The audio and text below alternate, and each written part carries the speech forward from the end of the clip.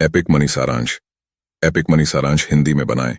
Mac epic money आर्थिक रूप से स्वतंत्र बनने के लिए एक जेन-जेड गाइड है। यह समझने के लिए कि पैसा क्या है और इसका बुद्धिमानी से उपयोग कैसे करें, यह एक आदर्श पाठ है। जैसा कि अंकुर वारिकू कहते हैं, पैसा आपको खुशी नहीं देगा, लेकिन यह आपको अपने सपनों को पूरा करने की आज़ादी जरूर देगा। जब मुझे किताब मिली तो मेरे मन में पहला विचार ये आया कि ओह, ये एक बड़ी किताब है और यह नए पाठकों के लिए नहीं हो सकती। लेकिन जब मैंने पहला अध्याय पढ़ा तो मुझे एहसास हुआ कि यह केवल नए पाठकों के लिए ही क्यों है, क्योंकि लेखक इस बारे में बात करता है कि पैसे का आविष्कार कैसे हुआ, वस्तु विनिमय से कागज के टुकड़े तक, और हम सभी मनुष्य एक ही चीज पर सहमत क्यों हैं, जो कि पैसा है। लेखक आपको यह भी बताता है कि अपने सपनों का घर खरीदने का सबसे अच्छा समय क्या है और कब आपको कर्ज लेना चाहिए और कब नहीं। वह इस बारे में भी बात करता है कि आपको अपना ऋण कब बंद करना चाहिए। पुस्तक के अंत में अंकुर मानवीय व्यवहारों के बारे में बात करते हैं, जैसे मॉर्गन हाउसेल ने अपनी the psychology of money and same as ever पुस्तक में किया था। अंकुर वारिकू कहते हैं, हम दिन के अंत में बदतर निर्णय लेते हैं। जब हम थक जाते हैं तो हम बदतर निर्णय लेते हैं। एक और बात, स्मार्ट लेखक जानता है कि लोगों को मुफ्त चीजें पसंद हैं, और यही कारण है कि मैक एपिक मनी की किताब में 10 से अधिक क्यूआर कोड हैं जो आपको मुफ्त MS Excel budget, tax planning या यहां तक कि ईएमआई प्लानिंग कैलकुलेटर भी देते हैं। ऐसा कहा जा रहा है, आइए प्रत्येक अध्याय का अन्वेषण करें। पैसा क्यों मायने रखता है? जैसा कि लेखक कहते हैं, हम पैसे पर भरोसा करते हैं और इसीलिए यह काम करता है। पहला अध्याय इस बारे में है कि कैसे और क्यों हम सभी वस्तु विनिमय प्रणाली से कागजी मुद्रा की ओर चले गए। पुराने समय में हम एक दूसरे के उत्पादों का आदान प्रदान करके उत्पाद खरीदते थे। उदाहरण के लिए, यदि मुझे 1 अंडा चाहिए और आपने मुझसे कहा कि मेरे पास 1 अंडा है, लेकिन मुझे बदले में एक सेब चाहिए, और मैं कहूंगा यह सेब ले लो और मुझे 1 अंडा दे दो। वस्तुओं के इस आदान प्रदान को वस्तु विनिमय कहा जाता है। परंतु वस्तु विनिमय प्रणाली अधिक समय तक नहीं चल सकी, क्योंकि सभी उत्पादों का मूल्य समान नहीं हो सका। तो एक दिन एक बुद्धिमान व्यक्ति आता है और कहता है, अरे, मुझे 3 अंडे चाहिए, लेकिन मैं तुम्हें 2 सेब दूंगा। तो यहाँ कागज का यह टुकड़ा लें जिस पर लिखा है, मेरे पास आपका अंडा है, और जब भी आपको अंडे की आवश्यकता हो तो इसे अपने साथ ले आएं। उस दिन से कागजी मुद्रा का विचार अस्तित्व में आया। यही कारण है कि हम सभी चीजें खरीदने के लिए कागजी मुद्रा का उपयोग करते हैं। यह हम सभी का विश्वास है, क्योंकि उस नोट पर लिखा है, मैं यह राशि देने का वादा करता हूं।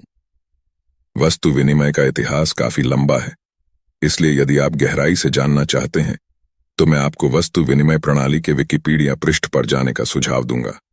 अध्याय के अंत में लेखक कहता है, पैसे का असली उद्देश्य हमें चीजें खरीदने में मदद करना नहीं है। पैसे का असली उद्देश्य हमें हमारे समय, हमारी पसंद और हमारे जीवन जीने के तरीके पर स्वतंत्रता प्रदान करना है। वह जो कहना चाह रहा है वह यह है कि पैसा आपको खुशियां नहीं खरीदता है, बल्कि यह आपको कुछ भी करने की आजादी देता है जो आप चाहते हैं, और यह आजादी आपको खुशी दे सकती है। अलग ढंग से खेलें, होशियारी से खेलें। अंकुर वारिकू कहते हैं, अमीर लोगों ने इसका पता लगा लिया है। वे अमीर हैं क्योंकि वे अपना जीवन वेतन के आधार पर नहीं बनाते हैं। वे अपने समय और विचारों का उपयोग आय के अनेक स्रोत बनाने में करते हैं।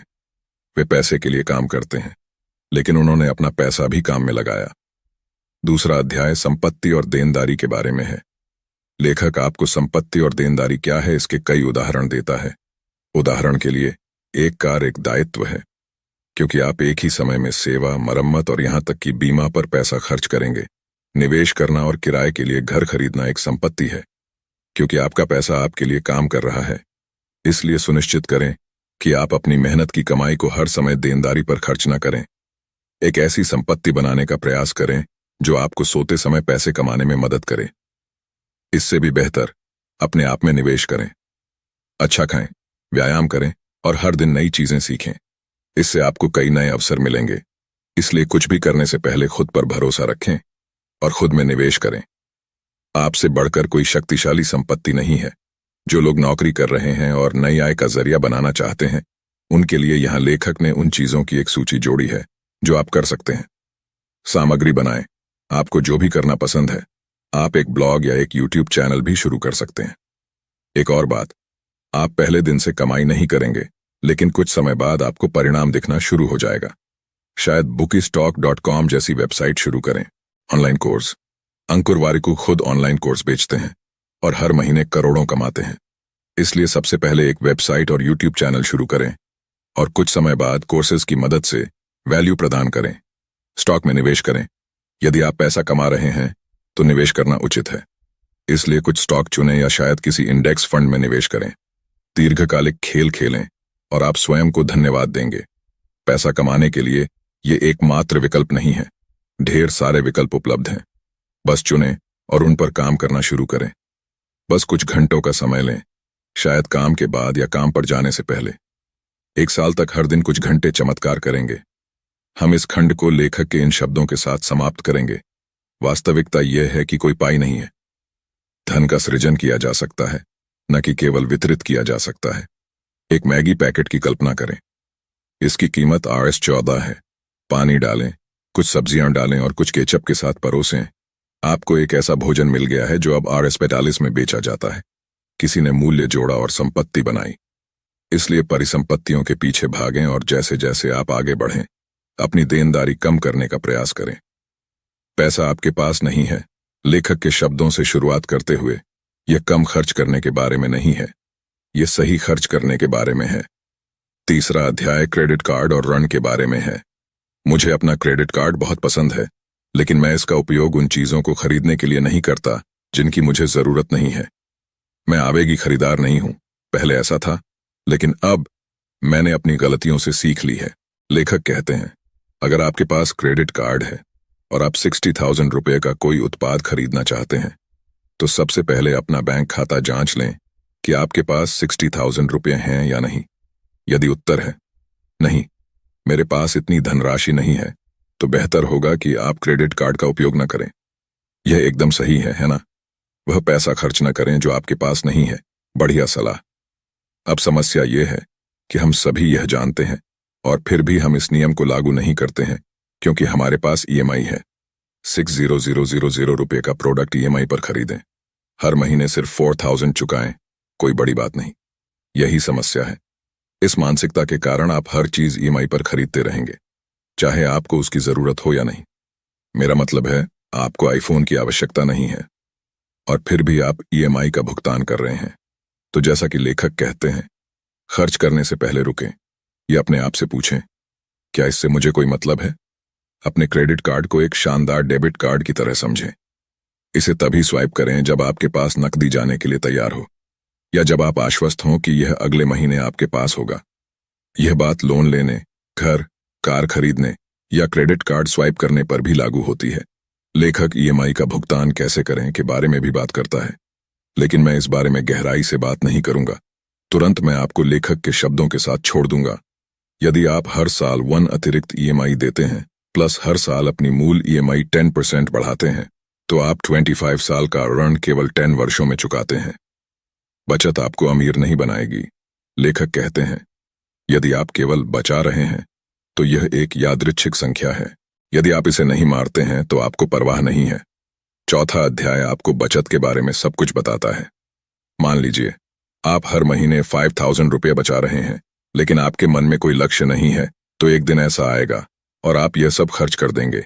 इस वजह से जब भी आपको जरूरत होगी आप उस बचत को खर्च कर देंगे, चाहे वह नया फोन खरीदना हो, दोस्तों के साथ बाहर जाना हो, या जहां आपको जरूरत ना हो वहां पैसे खर्च करना हो।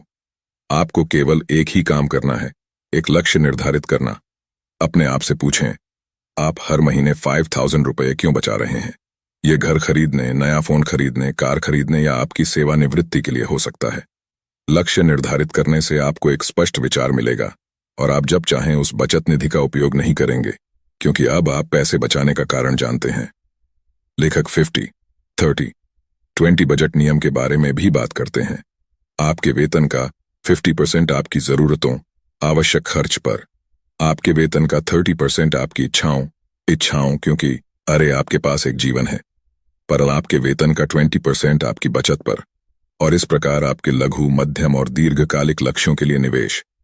बचत करना बहुत अच्छी बात है, लेकिन उससे भी बड़ी बात है निवेश करना। इसलिए जितनी जल्दी हो सके ऐसा करें।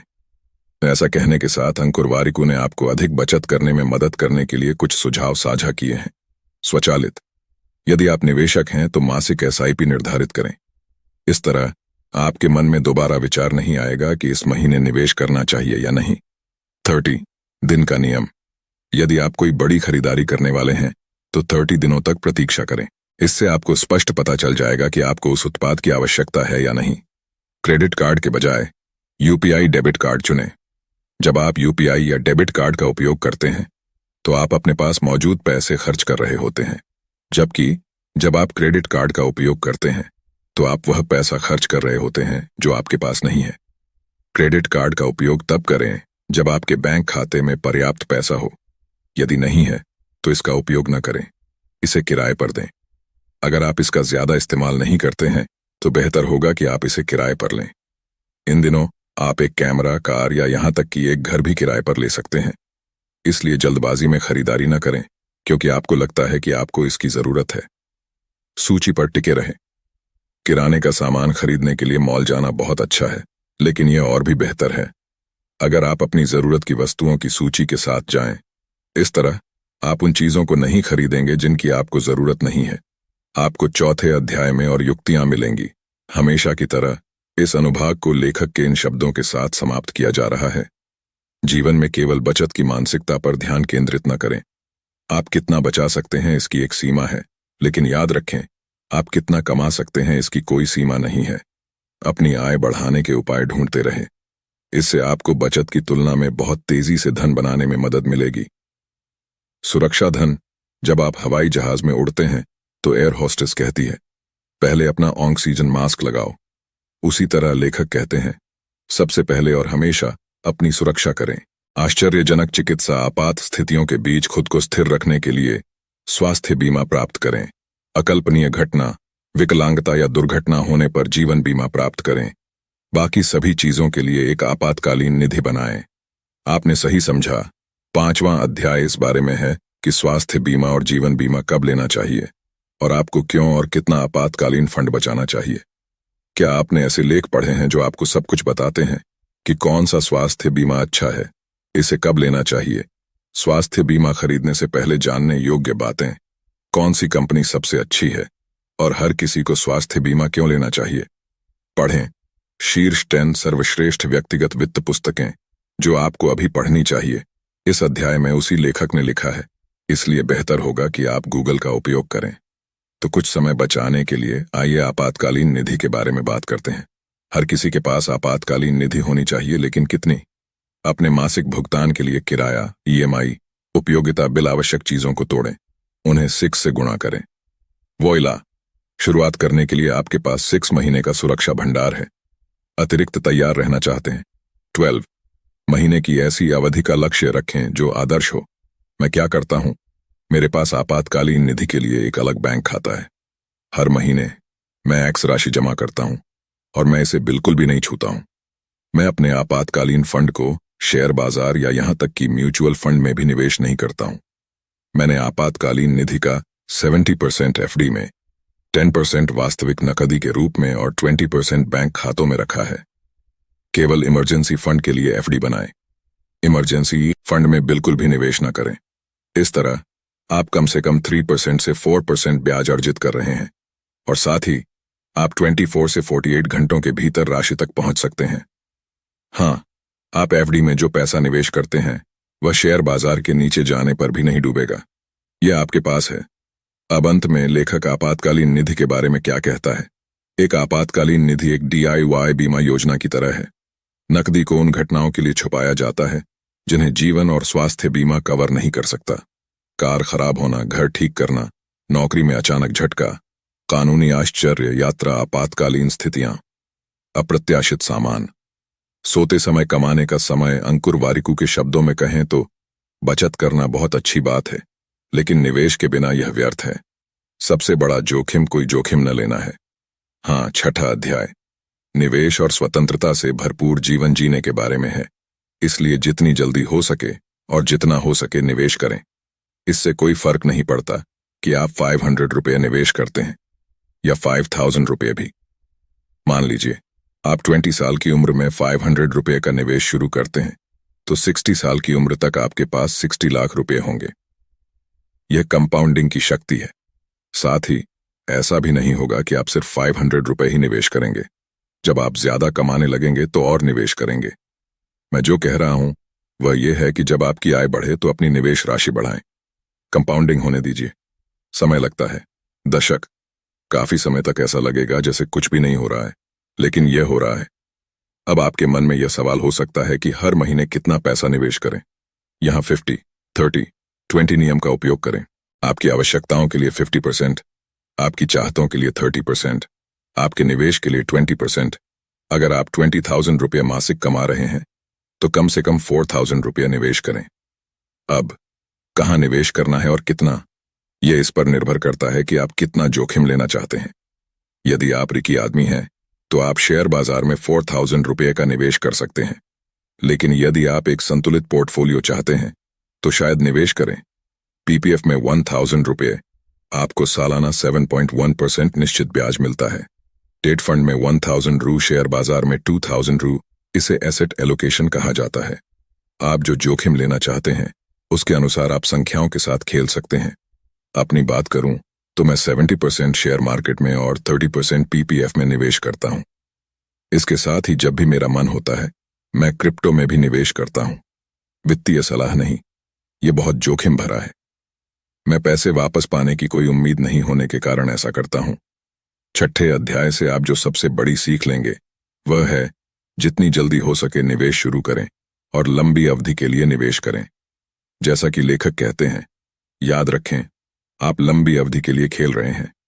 यदि बाजार ऊपर नीचे होता रहता है तो क्या इसका मतलब यह है कि आप निवेश नहीं करते? नहीं, इसका मतलब है कि आपको निवेश करने के लिए दीर्घकालिक क्षितिज की आवश्यकता है। इसे ध्यान में रखो, हर किसी को निवेश नहीं करना चाहिए, मैंने यह कहा, क्योंकि अगर आप 10,000 रुपये मासिक कमा रहे हैं तो बेहतर होगा कि आप पहले अपनी जरूरतें पूरी करें और अधिक पैसा कमाने पर ध्यान दें।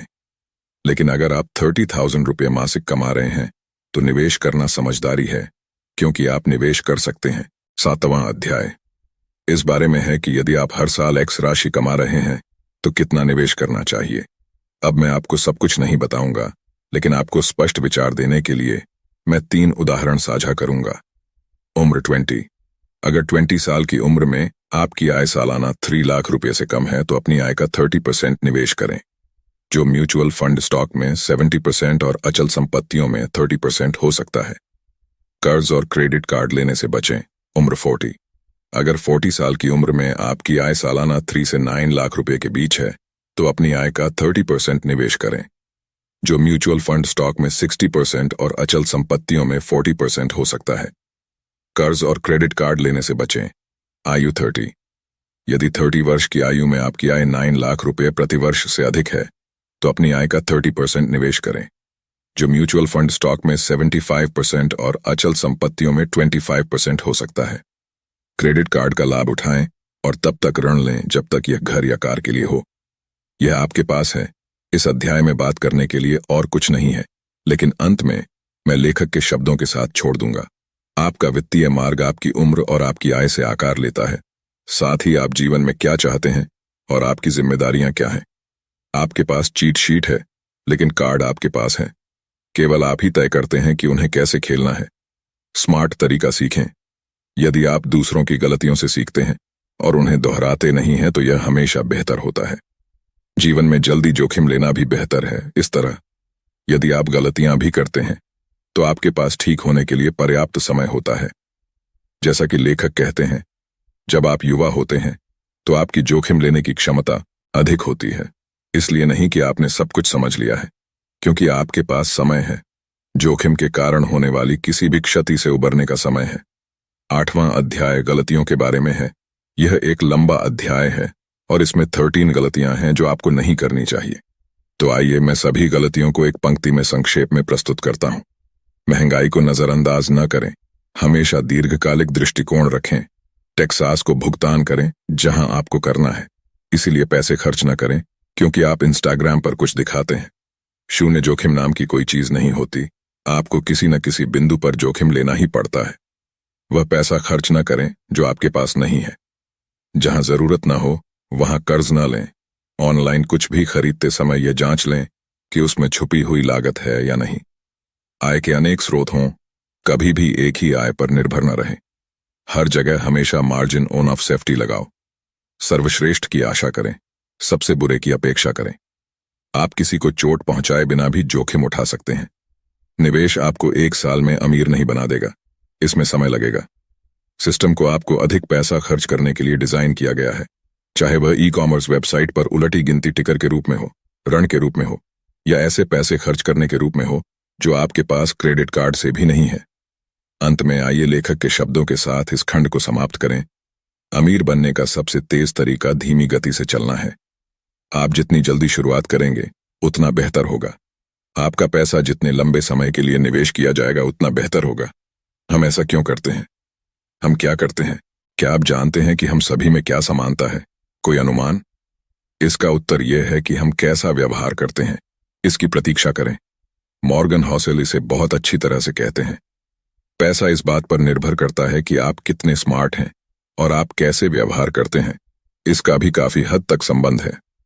और व्यवहार सिखाना कठिन है, यहां तक कि वास्तव में बुद्धिमान लोगों को भी। यदि हम सिर्फ यह देखें कि लोग कुछ स्थितियों में कैसा व्यवहार करते हैं तो हम सभी अधिक होशियार होंगे। लेकिन हम होशियार नहीं हैं क्योंकि हम भावनात्मक प्राणी हैं। जैसा कि अंकुर वारिकू कहते हैं, हम जो आसानी से उपलब्ध है उसके आधार पर निर्णय लेते हैं। हम जो सबसे ज्यादा याद करते हैं उसके आधार पर निर्णय लेते हैं। कैफे, सोशल मीडिया और वायरल खबरों की चर्चा हमारा वित्तीय आधार बन गई है।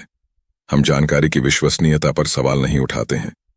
इस विषय पर कई पुस्तकों में चर्चा की गई है, इसलिए मैं इस चर्चा में आपका समय बर्बाद नहीं करना चाहता कि हमारा व्यवहार हमारे निर्णयों को कैसे प्रभावित करता है। फिर भी यदि आप उत्सुक हैं तो मॉर्गन हॉसेल की साइकोलॉजी ऑन ऑफ मनी अवश्य पढ़ें।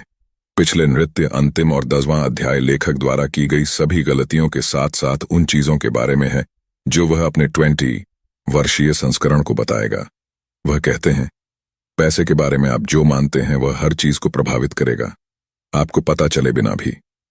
यह आपके करियर विकल्पों को आगे बढ़ाएगा, यह आपके रिश्तों पर प्रभाव डालेगा, यह आपकी भावनाओं को निर्देशित करेगा, आपकी चिंताएं, इसका असर आपकी सेहत पर पड़ेगा। पैसे के साथ आपका रिश्ता जीवन के साथ आपके रिश्ते को आकार देगा। अंतिम अध्याय में लगभग 13 पत्र हैं जिन्हें लेखक अपने युवा स्वयं को बताएगा। अतः सभी अक्षरों को जानने के लिए आपको पुस्तक खरीदनी होगी।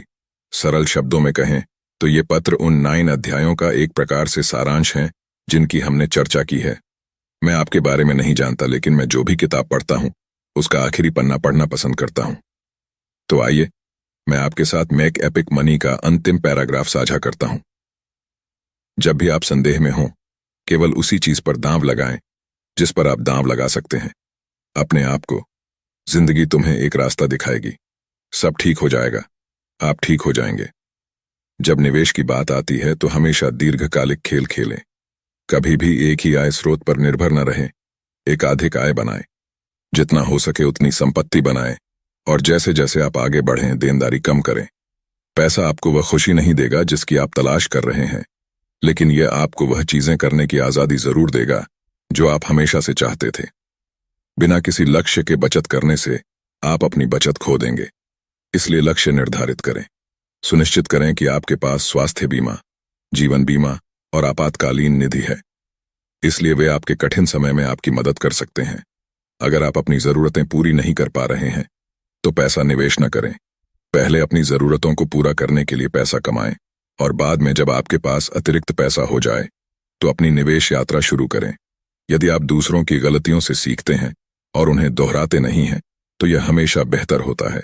जो गलतियां दूसरे पहले ही कर चुके हैं उन्हें करने के लिए जीवन बहुत छोटा है। जानें कि लोग कुछ स्थितियों में कैसे व्यवहार करते हैं। इससे आपको अंदाजा हो जाएगा कि जीवन में किसी भी प्रकार की असुविधा का सामना करने पर लोग क्या करेंगे। अपना पैसा निवेश करने से पहले अपने आप में निवेश करके शुरुआत करें। अपने आप को स्वस्थ बनाएं ताकि आप जो चाहें कर सकें। एपिक मनी कोट्स बनाएं। हमारी मान्यताएं आपको आर्थिक रूप से बर्बाद कर सकती हैं या वे आपको जीवन भर के लिए स्थापित कर सकते हैं। अपनी मान्यताएं बदलो, सब कुछ बदलो। पैसे का असली उद्देश्य हमें चीजें खरीदने में मदद करना नहीं है। पैसे का असली उद्देश्य हमें हमारे समय, हमारी पसंद और हमारे जीवन जीने के तरीके पर स्वतंत्रता प्रदान करना है। दुनिया तुम्हें एक सपना बेचती है। ये आपको बताता है एक बार जब आप वेतन अर्जित करना शुरू कर देते हैं तो आप अमीर बन सकते हैं। यह कम खर्च करने के बारे में नहीं है, यह सही खर्च करने के बारे में है। Stock trading Balaji soap opera की तरह है। इसमें नाटक, उत्साह, विश्वासघात और बार बार दिल टूटना है। लेकिन आप हर दिन ट्यूनिंग का विरोध नहीं कर सकते। प्रचार के बजाय तर्क चुनें, कल्पना के स्थान पर तथ्य चुनें। हर बार योलो एक दवा है। यह हमें नशा देता है, हमें विश्वास दिलाता है कि कमाया गया सारा पैसा खर्च किया जाना चाहिए। आज के लिए जीना। आप सिर्फ एक बार जीते हैं। नहीं, आप केवल एक बार नहीं जीते, आप हर दिन जीते हैं और आप लंबे समय तक जीवित रहेंगे। वित्तीय सफलता का वादा करने वाली स्वसहायता पुस्तकों से भरी दुनिया में मेक एपिक मनी एक विशिष्ट मार्गदर्शिका के रूप में उभरती है, जो अपने बोल्ड शीर्षक और धन सृजन में परिवर्तनकारी अंतर्दृष्टि के वादे के साथ पाठकों को आकर्षित करती है। जैसे ही मैंने इसके पन्नों को देखा, मैंने खुद को व्यावहारिक सलाह, प्रेरक उपाख्यानों और वित्तीय समृद्धि के लिए एक खाका के परिदृश्य से गुजरते हुए पाया। मंच तैयार करना। लेखक ने मंच तैयार करने में कोई समय बर्बाद नहीं किया और कहा कि महाकाव्य पैसा कोई दूर का सपना नहीं है, बल्कि एक मूर्त वास्तविकता है जो उन लोगों की प्रतीक्षा कर रही है जो यात्रा पर निकलने का साहस करते हैं। प्रारंभिक अध्याय एक प्रेरक प्रस्तावना के रूप में कार्य करते हैं, जो पाठकों से पारंपरिक सीमाओं को पार करने और प्रचुरता की मानसिकता को अपनाने का आग्रह करते हैं। व्यावहारिक रणनीतियां। पुस्तक की एक ताकत धन सृजन के लिए व्यावहारिक रणनीतियों की श्रृंखला में निहित है। विविध आय स्रोतों की खोज से लेकर निवेश की शक्ति का लाभ उठाने तक मेक एपिक मनी केवल सिद्धांत पर केंद्रित नहीं है, बल्कि कार्रवाई योग्य कदम प्रदान करता है जिन्हें पाठक अपनी वित्तीय यात्राओं में लागू कर सकते हैं। वास्तविक जीवन के उपाख्यान। कथा वास्तविक जीवन की सफलता की कहानियों और असफलताओं से भरपूर है, जो वित्तीय सलाह में एक मानवीय स्पर्श जोड़ती है। ये उपाख्यान न केवल सतर्क कहानियों के रूप में, बल्कि प्रेरणा के प्रतीक के रूप में भी काम करते हैं। यह दर्शाते हुए कि महाकाव्य धन का मार्ग रैखिक नहीं है, बल्कि उतार चढ़ाव और उन्हें नेविगेट करने के लचीलेपन से भरा है। मानसिकता में बदलाव। पूरी किताब में एक आवर्ती विषय मानसिकता में बदलाव पर जोर दिया गया है। लेखक का तर्क है कि महाकाव्य धन प्राप्त करने के लिए न केवल रणनीतिक वित्तीय योजना की आवश्यकता होती है, बल्कि धन के प्रति व्यक्ति के दृष्टिकोण में परिवर्तन की भी आवश्यकता होती है। सीमित मान्यताओं को खारिज करने से लेकर एक सक्रिय वित्तीय मानसिकता को बढ़ावा देने तक, यह पुस्तक धन के साथ पाठक के रिश्ते को नया आकार देने के लिए एक मार्गदर्शक के रूप में कार्य करती है। आलोचना। जबकि मेक एपिक मनी एक व्यापक मार्गदर्शिका प्रदान करता है, यह अपनी आलोचनाओं से रहित नहीं है। कुछ पाठकों को स्वर अत्यधिक आशावादी लग सकता है, जो आदर्शवादी की सीमा पर है, और वित्तीय सफलता के लिए अधिक सुव्यवस्थित दृष्टिकोण चाहने वालों के लिए जानकारी की विशाल मात्रा भारी पड़ सकती है। निष्कर्ष में मेक एपिक मनी वित्तीय स्वसहायता साहित्य के क्षेत्र में एक दुर्जेय प्रविष्टि के रूप में खड़ा है। व्यावहारिक सलाह, प्रेरक आख्यानों और मानसिकता में बदलाव पर जोर का मिश्रण वित्तीय प्रचुरता की तलाश करने वालों के लिए एक समग्र मार्गदर्शिका बनाता है। किसी भी स्वसहायता पुस्तक की तरह इसकी प्रभावशीलता पाठक के सिद्धांतों को आत्मसात करने और उन्हें अपनी अनूठी परिस्थितियों में लागू करने की क्षमता में निहित है। चाहे यह एक अभूतपूर्व रहस्योद्घाटन हो या ज्ञात सिद्धांतों की पुनः पुष्टि, मेक एपिक मनी अपनी वित्तीय स्थिति को ऊपर उठाने की इच्छा रखने वाले किसी भी व्यक्ति के लिए निर्विवाद रूप से एक उल्लेखनीय पाठ है। आपको यह बुक आपके भाग्य के कारण मिला है। दोबारा इसके आगे का अध्याय आपको नहीं मिल पाएगा, क्योंकि आपने सब्सक्राइब किया नहीं है और बेल आइकॉन दबाए नहीं है। अगर इस बुक की आगे का अध्याय या फिर इस तरह की बुक आपको चाहिए, सब्सक्राइब कीजिए। आपको लाइक करना चाहिए और कमेंट में बताना चाहिए कौन सी बुक ऑडियो बुक में सुनना है। आप हमारा काम लाइक करने से हमको पता चलता है कितनी जल्दी इस बुक की नया अध्याय पब्लिश अपलोड करना है, या फिर किस तरह की ऑडियो बुक हमको आपको देनी है। तो लाइक कीजिए, सब्सक्राइब कीजिए, कोई सुझाव हो कमेंट कीजिए। धन्यवाद हमको सपोर्ट करने के लिए, हमारे साथ जुड़े रहने के लिए। खुद भी सुनिए, दूसरों को भी सुनाइए। ऑडियो बुक सनातन XYZ motivation. Audio book Hindi लेखक है मिस्टर कुंजल। ऑडियो बुक समाप्त। ऐसे अलग अलग देश की भाषा में बुक हिंदी में सुनना चाहते हो तो हमारे काम को लाइक कीजिए, सब्सक्राइब कीजिए। और आप किसी और बुक के बारे में ऑडियो बुक सुनना चाहते हो तो कमेंट में वह बुक का नाम लिख लीजिए। हम आपके वहां बुक कोई भी भाषा में होगी, हम आपको हिंदी में आपको सुनाई देंगे। फिर मिलते हैं नए ऑडियो बुक में। आप भी सुनिए, औरों को भी सुनाइए।